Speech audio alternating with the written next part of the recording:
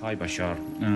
My question is, I got dumped after a 26 years relationship, and as soon as she left me, she pretty much disappeared from my life, like I've never existed, and she moved on really quickly with someone else after 1 month, and all of this make me feel like I'm pretty much useless to her. And my question is, why do I still, 6 months later, allow her to make me feel like that? Because I know I'm not, and my son demonstrated to me every day, my friends do the same, so I know I'm not, but I just don't understand why I still allow her to make me feel like that. This is my question. Thank you. She doesn't make you feel like that, you make yourself feel like that. So her actions are pointing out to you that you're the one diminishing yourself. You're the one believing in your lack of worth. So she's giving you an opportunity to overcome that challenge, to know that you are worthy because you are getting signs that you are. It's giving you the opportunity to choose which ones you really want to pay attention to, which ones you want to believe are true. So you are still in doubt about your worth, which is why you keep wondering why you keep reacting the way that you're reacting and why you feel the way you feel about the fact that she is giving you this opportunity. So this is an agreement you have made to overcome your lack of self-worth and know that you deserve to know that you are worthy as the signs are being given to you by others in your life. Choose the path you really prefer and let go of the path that you don't. Greetings, Bashar. How are you? Good day. Perfect, and you? Oh, I'm perfect as always. Yeah, this has been pretty synchronistic. My Wi-Fi went out as soon as my Zoom started, and that was a fantastic synchronicity, and it's a great practice of just letting go of any insistence of any outcome and staying in a positive state. Yes, and then being able to tap into the information you need in other ways, like exactly. It's like if this conversation happened in this way, that would have been fantastic, and if it didn't, it would have served me just as it was in that way. A good lesson in the idea we have already mentioned in this transmission, that it's not about what happens, it's about what you do with what happens that makes the difference in your reality. Yeah, so, amen. Well done. Amen. So I was in Sedona for your transmission back in September, and I know a lot of people were taken back from the political statements that you made.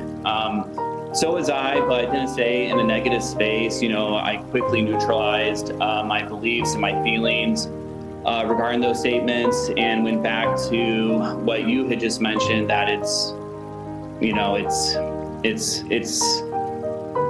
what we do that matters. It's the actions that we take. Anything outside of ourselves, it doesn't matter. And this has been such a fantastic opportunity for me to really hold true to my beliefs and not give in to any of these external circumstances. Because, fast forward to the present time, we have a male candidate that is our, presidential leader again. And we all know what you had said regarding that. And it has really allowed me to address a lot of fears within myself and to transform those fears. So it has really just been a fantastic blessing, this whole situation. All right. And we would like to address one more issue. Go ahead. Based on the surprise reactions that people had about the fact that we said anything at all regarding your politics, which is unusual for us. But the point is, it's not going to be that unusual in the future.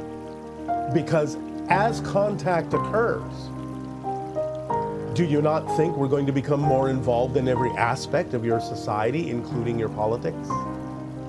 So the idea of conferring with our councils and the idea that we were allowed to even make anything close to what your people would perceive as a political statement is an indication of how close you are to contact in some form or another. Because we are going to be involved in every layer of your society, including your politics, your sociology, your economics, your religions, everything will shift. Everything will change. Our presence isn't going to leave any aspect of your society untouched. So we want you to understand how everything in some way, shape, or form will shift, but it will shift in a way that will allow you, all of you, to process what you need, to face the challenges that you need in a way that will serve humanity evolutionarily to the benefit of humanity for your forward momentum into the future. So realize when you are asking for contact, it doesn't mean we're going to remain aloof or separate from you in terms of the things that happen on your planet. We're going to be involved in every aspect of your society in many different ways, technologically, sociologically, politically, religiously, spiritually, really, economically, everything. So that's what contact really means. The fact that we could address something even similar to a political comment shows you how close you're getting to having our involvement on your planet. Okay, well, yeah, thank you for those words. And I'd like to bring up another event that occurred to me when I was in Sedona. Yes. And so I had just gotten to Sedona a few days before the event, and I met my mother, who now lives in Sedona, at Bell Rock, and it was around 9 o'clock at night, so the stars were out, and we went for a short hike to get into the beautiful energy of Bell Rock, and it was just so amazing to be there, and just the thoughts that were coming to my mind where, you know, I know contact is going to happen and is already happening. However, I don't need to put the insistence that contact does need to happen in order to feel fulfilled, in order to be happy, because I put so much emphasis on it over the past years, and so much pressure on myself to make all this happen. But ultimately, it's like that in itself is still a condition. It's still... Yeah, absolutely. It's not that you need contact, and in fact, not needing it is what actually allows it to happen more quickly. Yeah, absolutely, absolutely. And so I was explaining this to my mom, and I really felt it within my heart, and it was so beautiful. And so we later went on back to the parking lot from Bell Rock. And as we were just about to get to the parking lot, I decided to stop and just take in the moment one last time, because it was that beautiful. I just wanted to soak every second of it in. And as I did that, I saw just the most amazing shooting star go from one end of the sky to another end of the sky. And that was just, my confirmation that I'm on the right track, another synchronicity. My question for you was that a shooting star, or was that possibly a ship that I had saw? No, it was a shooting star, but the synchronicity is what's important for you. And you took it in the way that you needed. Yeah, absolutely. And in fact, the fact that it was a shooting star even makes it not that much more beautiful, but it was just perfect the way it was. So, yes. Okay, so one last question. I've had a few gray owl encounters, and I know others have as well. What is the connection between the grays and the owls? Well, they simply use owls to project the idea of a masked image, so that if it is really not an owl, it is simply something that you're familiar with that energetically represents them, but is a projected telepathic memory, so that you won't necessarily see them as they are, but see something that you are somewhat familiar with, that you don't necessarily freak out about, but you understand there may be something unusual about it. It's called a screen memory. Okay. Why owls though? Why not another bird or another animal? Well, they have very large eyes. Okay. Like the grays. Okay. There are other animals that have been reported in those screen memories, like deer and some such animals along those lines. But owls, again, as you say, gray owls, well, gray, large eyes, and wisdom. Owls are wise in your archetype, yes? They are. All right. And they are, in the night, because of their wing structure, very silent. They're suddenly upon you before you know it, because you don't hear them coming. So all of those qualities and attributes do fit the grays as well. Okay, that makes a lot of sense. Okay, well, I appreciate your time, and thank everybody, physical and non-physical, who's here participating in these interactions. All my love to you. Our unconditional love to you as well. Avail. Good day. Iliabe, thank you. Hello. Firstly, I'd like to say thank you to Daryl and Bashar for all that they do for us. I have a question I'd like to ask Bashar, please. I understand from his teachings that when we are awake in the physical reality that we know, we are actually asleep because we are still in spirit and we have never left spirit. If that's how we perceive things, where are our spirit guides? When we are actually asleep and dreaming and back in spirit, are we able to communicate with them then?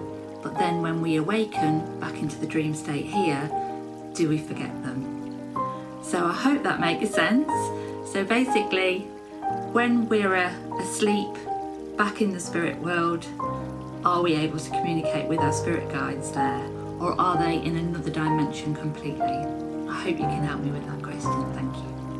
Yes, they're in the spirit dimension. Therefore, it's sort of like diving into the ocean and then getting back up on the boat. The people helping you are on the boat.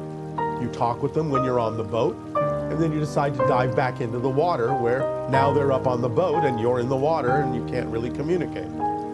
But then you go back up on the boat and you can talk to them again. So this is similar to what happens with your spirit guides. You focus on your physical experience, you withdraw within yourself. Now a portion of your consciousness as the soul is still there and still communicating with them, but as the physical being, you don't necessarily perceive all of that.